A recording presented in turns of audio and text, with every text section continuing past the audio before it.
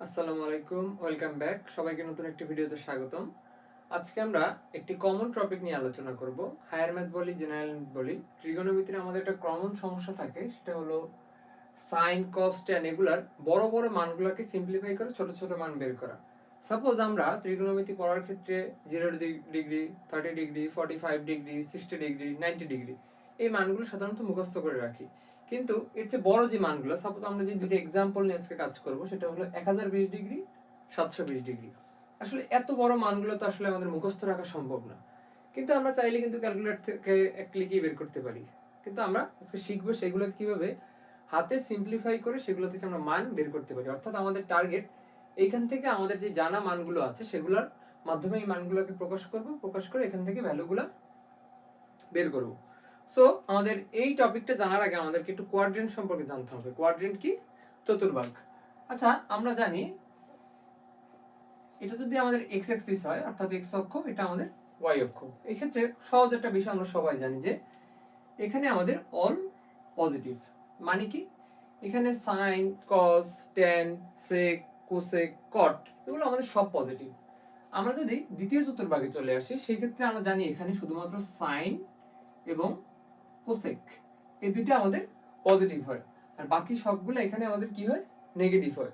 So এটা আমরা একটু আগে বুঝি, তারপর আস্তে আস্তে বুঝে যাবো। যারা এই বিষয় সম্পর্কে আইডিয়া রাখি না, তারা একটু আমার সাথে সাথে বোঝার চেষ্টা করি, তাহলে আমরা আশা করি ভিডিওর শেষ মুহূর্তে গিয়ে জিনিসগুলো বুঝে যাব। আর আরেকটা বিষয় হলো আমাদের এটা করলাম কত? দ্বিতীয় চতুর্ভাগে। এখানে আমরা দেখি যে চতুর্ভাগগুলো ঘুরে এইভাবে, এটা হলো প্রথম, এটা হলো আমাদের দ্বিতীয়, এটা হলো আমাদের তৃতীয়, এটা আমাদের কি? চতুর্থ। সেক্ষেত্রে এটা এখানে সাইন কস, তেমনি এইখানে আমাদের আছে ট্যান আর হলো কট। ঠিক আছে, এখানে আমাদের ট্যান আর কট শুধুমাত্র পজিটিভ, আর এইটা অবশ্যই তাহলে আমাদের কজ আর সেকের ঘর। ঠিক আছে। আচ্ছা, এটা দিয়ে আমি কি বুঝলাম? আমাদের সাপোজ একটা অ্যাঙ্গেল আছে এই চতুর্ভাগে, যদি অ্যাঙ্গেলটার মান সাইন হয় তাহলে আমাদের একমাত্র এই অ্যাঙ্গেলটা এখানে পজিটিভ হওয়া সম্ভব, আদারওয়াইজ এখানে যদি ট্যান হয় বাকি সবগুলো নেগেটিভ হয়ে যাবে। এই গেল একটা কনসেপ্ট, এটা মনে রাখলাম।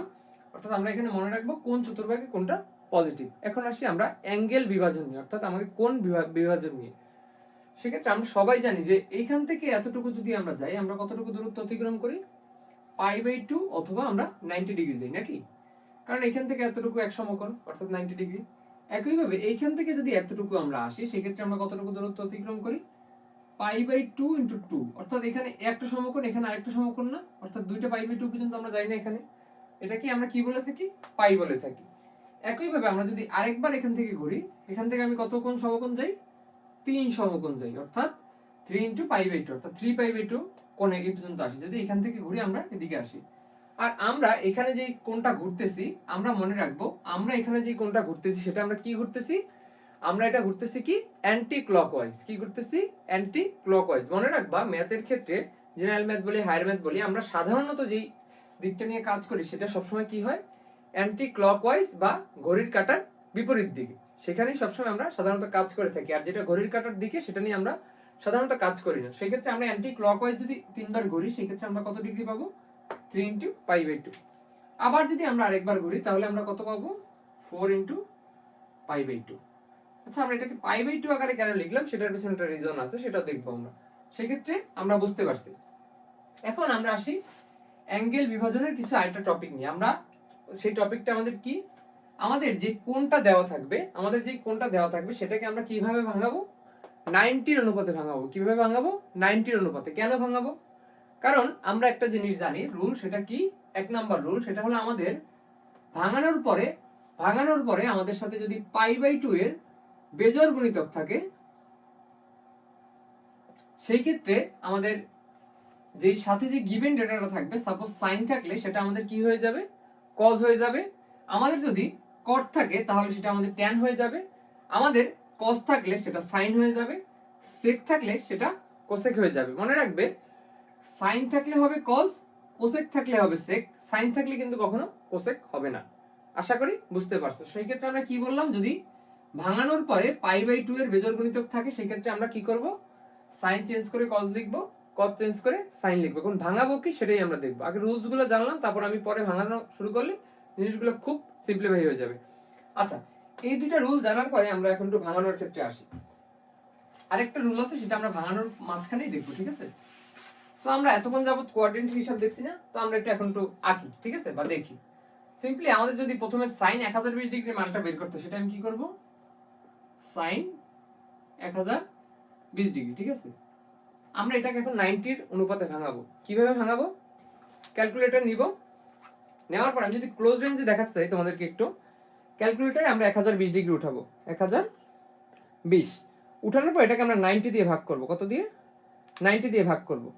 90 দিয়ে ভাগ করলে আমাদের পূর্ণ সংখ্যা অ্যান্সার আসছে কত? 11। আমাদের পূর্ণ সংখ্যা অ্যান্সার আসছে কত? 11। আমরা এই 11টাকে আগে লিখব, 11টাকে আমরা লিখব। আচ্ছা, এখন আমাদের পূর্ণ সংখ্যা যে মানটা আসছে সেটাকে আমরা 90 দিয়ে গুণ করব। তার মানে কত আসছে? 11 ইন্টু আমাদের 90 আসছে। তার মানে আমাদের কত আসছে? 990। আমাদের 11 ইন্টু 90 দিলে আমাদের কত আসে? 990। খেয়াল করি আমরা এটাকে 90-র গুণিতক আকারে ভাঙাচ্ছি। ভাঙানোর পর আচ্ছা, এটাকে পুরো এই জিনিসটাই তো আবার কমন থাকতে হবে নাকি? এখানে যা লিখতেছি এটা তো আবার এই টোটাল যোগফল বা গুণফল তো একই জিনিস থাকতে হবে নাকি? সেক্ষেত্রে আমরা পাইছি কত? 990। আমরা বিয়োগ করব কত?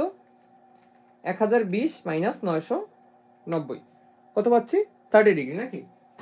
সেক্ষেত্রে আমরা 11 ইন্টু 90 প্লাস 30, এটাকে আমি এভাবে লিখতে পারি না? অবশ্যই পারি। কেন? কারণ এইখানে যদি আমি 11 ইন্টু 90 প্লাস 30 করি, আমি 1020 ডিগ্রি কিন্তু পাচ্ছি। আমাদের মেইন টার্গেট আমরা এটাকে 90-র গুণিতক আকারে ভাঙাবো, অর্থাৎ π/2 এর গুণিতক আকারে ভাঙাবো। সো আমি 90 বানাইতে π/2 নাকি? আচ্ছা, আমরা একটু আগে একটা কথা বলছিলাম, মনে আছে আপনাদের? সেটা হলো যে π/2 এর সাথে যদি বেজোড় সংখ্যা থাকে বা π/2 এর সাথে যদি বেজোড় গুণিতক থাকে, সেই ক্ষেত্রে আমাদের যে গিভেন ভ্যালুটা অর্থাৎ সাইন, সেটা আমাদের চেঞ্জ হয়ে কি হয়ে যায়? কজ হয়ে যায়। আমরা এই জিনিসটাতে আরো ক্লিয়ার হয়ে যাব। যেমন এখানে আমাদের π/2 এর সাথে গুণিতক আছে কত? আমাদের 11। সো সেই ক্ষেত্রে এইটা আমার সাইন চেঞ্জ হয়ে এখানে কি হবে? আমাদের কজ হবে। সাপোজ আমার এখানে যদি 11 না থেকে 10 কিংবা 12 থাকতো, সেই ক্ষেত্রে আমার সাইনটা সাইনই থাকতো। সো এই গেল প্রথম স্টেপ। সো প্রথম স্টেপের জন্য আমরা কি করব? এই 11 ইন্টু π/2 এর জন্য আমরা সাইনটাকে কজ বানিয়ে ফেলবো। এখনো আমাদের স্টেপ শেষ হয়নি। আমরা এখন আবার আমাদের কোয়াড্রেন্টটা আঁকি। এখন আমাদের দেখতে হবে সাইনের বিষয়টা, অর্থাৎ সাইন বলতে এই সাইন না, সাইন বলতে চিহ্ন, যে আমাদের এখানে চিহ্নটা কি হবে, আমাদের এখানে চিহ্নটা কি হবে। সো আমরা এখানে আগে দেখবো যে 11 π/2 প্লাস 30 বার ঘোরার পর আমাদের এটা কোন চতুর্ভাগে পড়ে, অর্থাৎ এই অ্যাঙ্গেলটা আমাদের কোন চতুর্ভাগে আছে, আর সেই চতুর্ভাগে কি আমাদের সাইন পজিটিভ নাকি নেগেটিভ, সেটা আমরা কিভাবে দেখবো? সহজ হয়ে আমরা এখানে কতবার দেখছি? 11 π/2 প্লাস 30, অর্থাৎ π/2 যদি আমি 11 বার ঘুরে প্লাস 30 ডিগ্রি যাই, তাহলে কিন্তু আমরা এই ঘরটা পাচ্ছি। সো আমি কি করব? ঘোরা শুরু করি। আমি এইখান থেকে যদি ঘুরে এখানে একবার আসি, আমার কতবার ঘোরা হয়? 4 বার ঘোরা হয়। আবার যদি এখান থেকে ঘুরে এখানে একবার আসি, আমাদের কতবার ঘোরা হয়? 8 বার ঘোরা হয় নাকি? তাহলে এই হলো 9 বার, 10 বার, এই হলো আমাদের 11 বার নাকি? এই পর্যন্ত আমাদের কত? 11 বার ঘুরলাম। সো 11 π/2 ঘোরার পর এই পর্যন্ত আসে। তারপর আমাদের কি আছে? 30 ডিগ্রি আছে। ধরলাম এতটুকু আমাদের 30 ডিগ্রি। অর্থাৎ আমাদের কোনটা কত চতুর্ভাগে পড়ে? চতুর্থ চতুর্ভাগে পড়ে নাকি? এখন যদি আমাদের এমন থাকতো যে 11 π/2 মাইনাস 30, সেক্ষেত্রে আমরা করতাম কি? 11 π/2 পর্যন্ত যাইতাম, মাইনাস থাকে পিছনে চলে আসতে হয়, প্লাস থাকে সামনে চলে যেতে হয়। তার মানে কি? মানে 11 π/2 থেকে একটু বেশি কোণ আছে। বুঝতে পারছি? তার মানে আমরা দেখতে পাচ্ছি এটা চতুর্থ চতুর্ভাগে। আমরা একটু আগে পড়ছিলাম না যে যে যার চতুর্ভাগে শুধুমাত্র পজিটিভ, অন্য চতুর্ভাগে গেলে কি নেগেটিভ হয়। সো এখানে এই চতুর্থ চতুর্ভাগটা কার আসলে? চতুর্থ চতুর্ভাগটা আসলে কার? এটা হলো আমাদের কার চতুর্ভাগ? এটা হলো আমাদের tan, সরি, এটা আমাদের কি? cos আর sec এর চতুর্ভাগ নাকি? কিন্তু আমাদের এখানে আছে sin না। আমরা কিন্তু সেকেন্ডটা দেখব না, আমরা মান চেঞ্জ করব কোনটা দেখে? উপরেরটা দেখে, অর্থাৎ উপরে যেটা আছে সেটা দেখে আমরা মানটা চেঞ্জ করব, ঠিক আছে? তো সেই ক্ষেত্রে আমাদের এখানে ছিল কি? আমাদের sin। তো কিন্তু এই চতুর্ভাগে আমাদের আসে এটা কার চতুর্ভাগ? এটা আমাদের কার চতুর্ভাগ? এটা cos আর sec এর চতুর্ভাগ। সো সেই ক্ষেত্রে আমার এখানে কি আসবে? সামনেটা মাইনাস সাইন চলে আসবে। যদি এটা আমাদের সাইনের চতুর্ভাগ হতো, এটা কি আসতো? প্লাসই আসতো। যাক, তো আমি মাইনাস সাইন দিলাম। মাইনাস সাইন দেওয়ার পর আমাদের থিটার মানও শেষ, অর্থাৎ আমি কোন চতুর্ভাগে সেটাও বের করলাম, π/2 এর কাজও শেষ। আমি শুধুমাত্র লাস্টে অবশিষ্ট ডিগ্রিটা বের করে দিব নাকি? 30 ডিগ্রি। আচ্ছা, এখন আমরা কি লিখতে পারি? sin 1020 ডিগ্রি ইকুয়াল আমাদের কি আসছে? Minus cos 30 degree. সো এখন আমরা যদি একটু ক্যালকুলেটর একটু চেক করি যে আচ্ছা, আমরা তো নরমালি জানি নাকি যে cos 30 ডিগ্রি মান আমাদের কত আছে? √3/2 নাকি? আচ্ছা, এখন আমাদের এই জিনিসটা হয়েছে কিনা এটা আমাদের দেখতে হবে না, যে আমাদের জিনিসটা প্রুভ হয়েছে কিনা। আমরা যদি ক্যালকুলেটরে যাই যে সাইন 1020 ডিগ্রি, আমাদের মান আসতেছে কত? -√3/2। এই সাইন 1020 ডিগ্রির মান আসছে। এইটাকে আমি সিম্পলিফাই করে কি লিখছি?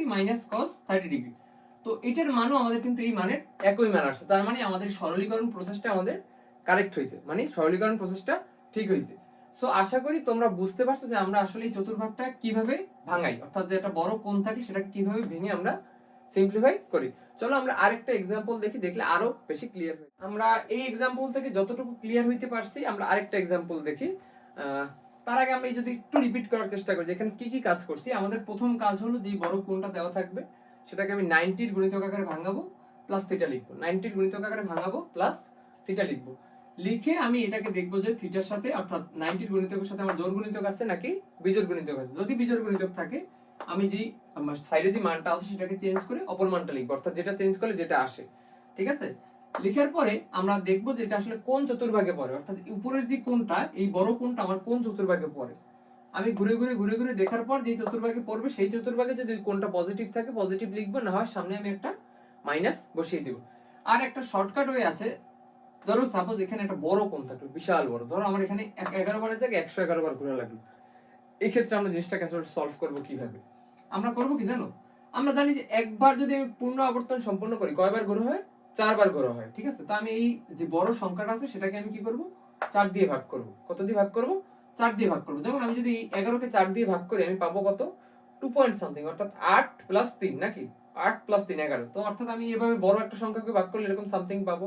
সো পূর্ণ সংখ্যায় যতবার যাবে অতবার পর্যন্ত এলো পূর্ণ আবর্তন সম্পন্ন করছে। তারপরে আবার শুরু করব এখান থেকে। শুরু করে করে একবার দুইবার বা তিনবার ঘুরে ঘুরে আমি দেখবো এটা কোথায় আসতেছে। ঠিক আছে? এই সো আমরা এইভাবে করে জিনিসটা আসলে খুব সিম্পলি কোণের মানটা সিম্পলিফাই করে নির্ণয় করে ফেলতে পারি। এখন আমাদের আরেকটা কমন প্রশ্ন আসে, সেটা কি যদি আমাদের সামনে এরকম থাকতো যে মাইনাস সাইন 1020 ডিগ্রি, কিংবা আমরা যদি বলতাম যে স্যার আপনি তো ঘুরছেন অ্যান্টি ক্লকওয়াইজ, এখন আমি যদি ক্লকওয়াইজ ঘুরতে চাই তাহলে কি হবে? মনে রাখবেন সবসময় যে ক্লকওয়াইজ যদি আমরা কখনো ঘুরি তখন আমাদের কোণের আগে একটা সিম্পলি মাইনাস চলে আসে। কি হয়? কোণের আগে সিম্পলি মাইনাস চলে আসে। অথবা ক্লকওয়াইজ যদি না ঘুরি, আমি যদি কোণের আগে মাইনাস সাইন থাকে আমরা করব কি? ক্লকওয়াইজ ঘোরা শুরু করব। এই হলো আমাদের একটা প্রসেস।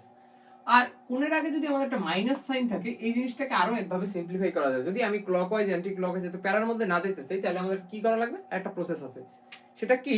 সেটা হলো আপনাদের দেখাচ্ছি। ধরেন আমাদের কোণের আগে আছে কি মাইনাস সাইন 1020 ডিগ্রি। এই ক্ষেত্রে আমরা জানি যে কিছু সূত্র আছে যে, অথবা এটা না থেকে আমাদের আছে সাইন মাইনাস 1020 ডিগ্রি। কি আছে? Sine minus 1020 degree. এটা ক্ষেত্রে সিম্পলি সূত্র আছে। আমি ক্লকওয়াইজ অ্যান্টি ক্লকওয়াইজের প্যারায় না যাই আমি কিভাবে এটা করতে পারি। মনে রাখবেন সাইন মাইনাস থিটা ইকুয়াল আসে কি? Minus sine theta. একইভাবে কোসেক মাইনাস থিটা ইকুয়াল আমরা জানি কি? Minus cosec theta. এগুলো বলার কারণ কি? আমার যদি একটা কোণ থাকে সাইন মাইনাস 1020 ডিগ্রি, সেক্ষেত্রে সেটাকে আমি কি লিখতে পারবো? Minus sine 1020 degree. অর্থাৎ আমি 1020 ডিগ্রি ভ্যালুটা যেভাবে বের করছি সেভাবে বের করবো, জাস্ট সামনে একটা মাইনাস থেকে যাবে। অর্থাৎ এই অঙ্কটার ক্ষেত্রে যদি এটা মাইনাস থাকতো সেক্ষেত্রে আমি করতাম কি? এটাকে মাইনাস সাইন 1020 ডিগ্রি লিখতাম। লিখার পরে এই মাইনাসটা চলতে চলতে চলতে চলতে এখানে সর্বশেষ আমাদের যে মাইনাসটা আসতো সেটার সাথে একটা মাইনাস গুণ হয়ে যেত। আমাদের আলটিমেটলি যে রেজাল্টটা সেটা আমাদের কি চলে আসতো? আমাদের আলটিমেটলি যে রেজাল্টটা সেটা আমাদের কি? পজিটিভ চলে আসতো, অর্থাৎ √3/2। আপনি দেখতে পাবেন যদি সাইন মাইনাস 1020 ডিগ্রি মান ক্যালকুলেটরে ইনপুট দেন সেক্ষেত্রে আপনি √3/2 পাবেন। আশা করি জিনিসটা বুঝতে পারছেন। সো আমরা এই দুইটা যেহেতু দেখলাম, বাকিগুলো কিন্তু দেখা উচিত। সে আমাদের দুইটা সূত্র কি? সাইন আর কোসেকের ক্ষেত্রে এটা হয় এক্সেপশনাল একটা জিনিস মনে রাখবেন যে কজের ক্ষেত্রে শুধুমাত্র কজ মাইনাস থিটা ইকুয়াল কি হয়? Cause theta. এটা এক্সেপশনাল। কজ আর কিসের ক্ষেত্রে? সেকের ক্ষেত্রে। যে কজ আর সেক মাইনাস থিটা ইকুয়াল কি হয়? ওই যেটার থিটা ওইটাই হয়,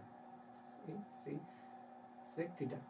আচ্ছা, এই জিনিসটা আসলে কেন হয়? যদি আমি একটু শর্ট ব্রিফে যেতে চাই যে আসলে সাইনের ক্ষেত্রে sine minus theta equal sine theta হলো, কজ মাইনাস থিটা মানে cosec minus theta equal minus, কিন্তু কজের ক্ষেত্রে কেন হয়? আর আরেকটা বিষয় কি আমি লিখে রাখি একসাথে, tan মাইনাস থিটা ইকুয়াল আমাদের কি? Minus tan theta, cot minus theta equal আমার কি? Minus cot theta. এখন আমি একটু আগে কি বললাম যে আমাদের একটু মুসি বোর্ডটা, যে আমি বললাম কি সিম্পলি শর্টে দেখবো, আমরা ব্যাখ্যা করব না, সিম্পলি আরেকটা অঙ্ক বাকি আছে, এই যে জাস্ট এই অঙ্কটা দেখলে আরো ক্লিয়ার হয়ে যাবেন যে আমি বললাম কি জাস্ট মাইনাসের ক্ষেত্রে যে ডিগ্রিগুলো যদি মাইনাসে থাকে তখন অঙ্কগুলো কিভাবে সলভ করি, তো সেই ক্ষেত্রে যে আমাদের এই জিনিসটা তো কাজে লাগে।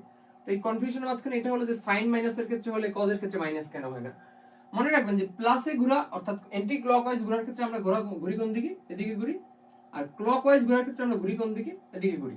নরমালি একটা জিনিস দেখবেন, যদি সাইনের ক্ষেত্রে আমরা যদি এদিক থেকে ঘোরা শুরু করি এই কোয়াড্রেন্টে, তাহলে দেখবেন যে এখানে অল পজিটিভ, অর্থাৎ এখানে সব পজিটিভই আছে।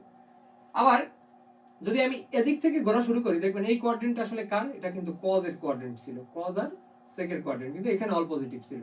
তাই আমরা যদি এদিক ঘোরা শুরু করি কোনটা কিন্তু মাইনাসই চলে আসে নাকি। কিন্তু ব্যতিক্রম একটা রুল কি আমাদের কজের ক্ষেত্রে, কেন কজের ক্ষেত্রে যদি আমি এদিক থেকে ঘোরা শুরু করি অর্থাৎ অ্যান্টি ক্লকওয়াইজ ঘোরা শুরু করি সেই ক্ষেত্রে কিন্তু আমরা প্রথম চতুর্ভাগে এসে কি অল পজিটিভই হচ্ছে। আবার যদি আমি ক্লকওয়াইজ ঘোরা শুরু করি, এদিক থেকে ঘোরা শুরু করলেও কি প্রথম এই চতুর্ভাগে কি আসছে, পজিটিভ আসতেছে, কারণ কি ঘরটাই কিন্তু কজ আসছে। আলটিমেটলি এই কারণেই আমাদের এই জিনিসগুলো হচ্ছে। এটা আরো বিশদ ব্যাখ্যা আছে, সো আমরা ব্যাখ্যায় যাব না, আমরা আশা করি জিনিসটা বুঝতে পারছি। আচ্ছা আমরা আরেকটা দেখি, যেমন আমাদের কি আছে tan - 720 ডিগ্রি, আমাদের কি আছে tan - 720 ডিগ্রি। আচ্ছা আমরা একটু আগে রুলে পড়ছি না যে tan - থিটা ইকুয়াল কি আমাদের -tan থিটা। আমরা আর উল্টা বাইলে ঘোরার প্যারায় যাব না, আমরা নরমালি ঘুরবো। যে tan - থিটা ইকুয়াল কি পড়ছি -tan থিটা নাকি। তো এটাকে আমি কি লিখতে পারি 720। সো আপনারা দেখতে পাচ্ছেন এটাকে আমি এইভাবে সিম্পলিফাই করতে পারতেছি নাকি। এখন আমি 720 কে কিভাবে মান নির্ণয় করব, আমার জানা মানে আমি এটাকে কনভার্ট করব। কি করব, আমি আমার জানা মানে এটাকে কনভার্ট করব। সেই ক্ষেত্রে আমি জানি যে 720 কে আমি একটু 90 আকারে ভাঙানোর চেষ্টা করি। আচ্ছা এখানে কিন্তু আপনাদের একটা কনফিউশন চলে আসবে, কি আসবে 720 ভাগ 90, আমার কিন্তু পূর্ণ সংখ্যা চলে আসছে, অ্যানসার আসছে কত 8 চলে আসছে। এখন আপনারা বলবেন আমার তো অ্যানসার 8 চলে আসে, কিন্তু হাতে তো কিছু নাই। হাতে কিছু না থাকা মানে কি, জিরো আছে না, অবশ্যই তো জিরো আছে। সেক্ষেত্রে আমি 720 কে কি লিখতে পারি π/2 ইন্টু 8 প্লাস 0 ডিগ্রি, অবশ্যই, কারণ এখানে জিরো তো আছে। ওকে আচ্ছা এখন আমরা একটু দেখি। আচ্ছা এখানে দেখেন তো tan এর সাথে কত গুণিতক আছে, আমার 8 আছে, অর্থাৎ 8 কি আমার একটা জোড় সংখ্যা না, 8 কি আমার একটা জোড় সংখ্যা। সেক্ষেত্রে যদি π/2 এর গুণিতক যদি জোড় সংখ্যা হয়, π/2 এর গুণিতক যদি জোড় সংখ্যা হয়, তাহলে tan আমাদের কি চেঞ্জার হবে না, অর্থাৎ যেই অনুপাতটা থাকে সেটাই থাকে, অর্থাৎ tanই থাকবে। আর মাইনাসটা কিন্তু আমাদের আগেই সামনে ছিল নাকি। এখন আপনারা একটা জিনিস দেখেন যে 8 বার ঘুরে প্লাস থিটা আসলে কোথায় যাচ্ছে, খেয়াল করিয়েন। আমি যদি একটু মুছি এটাকে, সিম্পলি বুঝবো। আমরা 4 বার ঘুরলে কোথায় আসি, এখানে আসি নাকি। আবার যদি আমরা 4 বার ঘুরি এখানেই আসি নাকি, 4 বার 8 বার ঘুরলে আমরা এখানে আসি। আমরা কিন্তু অ্যান্টি ক্লকওয়াইজই ঘুরছি, কারণ কি আমরা কোণের মানটা কিন্তু পজিটিভই নিয়েছি, tan এর মাইনাসটা কিন্তু সামনে নিয়ে গেছি আমরা, ঠিক আছে। আর যদি এই মাইনাসটা কাউন্ট করতাম তাহলে কিন্তু আমাদের উল্টা বাইলে ঘোরা লাগতো। সো আমরা এত প্যারা না আগে আমরা সিম্পলি করতেছি। সো কোথায় ছিলাম যে 8 বার ঘুরলে কোথায় আসে, 4 বার ঘুরলে আমার এখানে আসে, 8 বার ঘুরলে আমার কোথায় আসে, এখানে আসতেছে। সেই ক্ষেত্রে 8 বার প্লাস থিটা, অর্থাৎ প্লাস কত ডিগ্রি আছে, 0 ডিগ্রি আছে। দেখেন তো এই কোয়াড্রেন্টে এটা যে 8 বার ঘুরছে না, খেয়াল করিয়েন, এই যে 8 বার ঘুরছে না, 8 বার ঘুরলে আমার কোন চতুর্ভাগে এটা থেকে যাচ্ছে, এই পর্যন্ত, অর্থাৎ লাস্ট সর্বশেষ চতুর্ভাগ কিন্তু এটাই ছিল, অর্থাৎ চতুর্থ চতুর্ভাগে কিন্তু আমাদের মানটা স্টপ হয়ে রয়েছে। মানে 0 ডিগ্রি প্লাস উপরে তো আর ওঠে না, যদি 1 ডিগ্রি হতো তাহলে এটা প্রথম চতুর্ভাগে চলে যেত, কিন্তু 0 ডিগ্রি থাকার কারণে এই অক্ষের উপরে আছে, অর্থাৎ এই চতুর্ভাগের মধ্যে এখন পর্যন্ত সীমাবদ্ধ আছে। সো আমাদের চতুর্থ চতুর্ভাগটা আসলে কার, চতুর্থ চতুর্ভাগটা ছিল আমাদের কার, কজ আর সেকের। সেক্ষেত্রে এখানে tan থাকার কারণে tan এর একটা মাইনাস চলে আসবে, কারণ কি যেই চতুর্ভাগে যদি সেটা না থাকে অন্য চতুর্ভাগে গেলেই সেখানে কি মাইনাস চলে আসে। সেই ক্ষেত্রে tan এর আগে আমার কি বসবে, আরো একটা মাইনাস বসবে নাকি। আমাদের বাইরে কিন্তু অলরেডি একটা মাইনাস ছিল, আর ভিতরে আমাদের এই 0 ডিগ্রি মানে অর্থাৎ 8 বার ঘোরার কারণে অন্য চতুর্ভাগে পড়ার কারণে এখানে একটা সামনে মাইনাস চলে আসবে। সেক্ষেত্রে এটা কি হবে -tan 0 ডিগ্রি। আচ্ছা আমরা একটা জিনিস জানি না যে tan 0 ডিগ্রির মান কত, আমাদের tan 0 ডিগ্রির মান কিন্তু আমাদের 0ই। যদি ক্যালকুলেটরে আমি চাপি tan 0 ইকুয়াল আমার কত আসবে, 0ই আসবে। একটা জিনিস দেখতে পাচ্ছেন যে এই দুইটা মাইনাস গুণ হয়ে আমাদের কি হবে, প্লাস হয়ে যাবে, অর্থাৎ tan 0ই থাকবে, tan 0 ডিগ্রি মান আসবে কত আমাদের 0। আপনারা যদি ক্যালকুলেটরে এনিহাউ আপনারা লিখেন যে tan -720, সেক্ষেত্রে আমরা অ্যান্সার কিন্তু পাচ্ছি কত, অ্যান্সার কিন্তু 0ই পাচ্ছি, অর্থাৎ আমাদের এই প্রসেসটা ঠিক আছে। আশা করি আজকের ভিডিওটি সবার কাজে লাগবে, বিশেষ করে এসএসসি পরীক্ষার্থী প্লাস ডিপ্লোমা আমরা যারা ফার্স্ট ইয়ারে আছি তাদের ওই ভিডিওটি কাজে লাগবে, কারণ তোমাদেরও কিন্তু ত্রিকোণমিতির মধ্যে এই জিনিসগুলো আছে। আর এসএসসি তে যারা আছো হায়ার ম্যাথে কিন্তু ত্রিকোণমিতি চ্যাপ্টারে কোন সরলীকরণ ডাইরেক্ট একটা টপিক আছে যেখান থেকে অ্যান্সার আসে। এছাড়া আমার সুপ্রিয় এসএসসি শিক্ষার্থী বন্ধুরা, তোমাদের কিন্তু পরীক্ষায় মাঝে মাঝে দু একটা কোন সরলীকরণ লাগে, অনেকের হয়তো বা কনসেপ্টের আগের কনসেপ্টে ঘাটতি থাকার কারণে এগুলো বুঝে উঠতে কষ্ট হয়। সেক্ষেত্রে আশা করি ভিডিওটি সবার কাজে লাগবে। ভিডিওটি ভালো লাগলে একটি লাইক, কমেন্টস ও শেয়ার করে দিবে এবং যারা আমাদের পেজে ফলো দাওনি পেজে ফলো দিয়ে দিবে। সবাইকে ধন্যবাদ। আসসালামু আলাইকুম।